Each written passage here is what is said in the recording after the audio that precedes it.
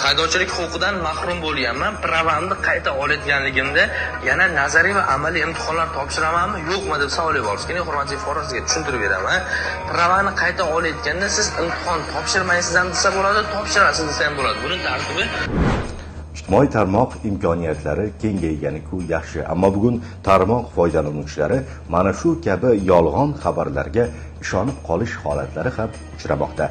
2018-yil 31-may kuni qabul qilingan Vazirlar Mahkamasining 408-son qarori 2-ilova 37-bandida avtomototransport vositalarini boshqarish huquqidan mahrum etilgan shaxslar milliy haydovchilik guvohnomasini qaytarib olishlari uchun mahrum qilish muddatidan qat'iy nazar ma'muriy jazo muddati nihoyasiga yetgach majburiy tibbiy ko'rikdan o'tishlari, nazariy hamda amaliy imtihonlarni topshirgunigacha malaka oshirishlari, ya'ni imtihon topshirishlari shartligi belgilangan.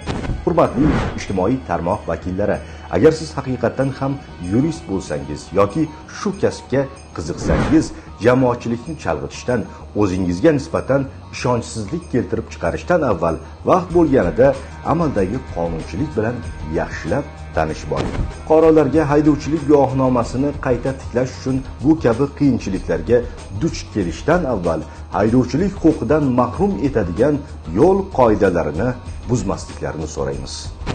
E'tiboringiz uchun rahmat.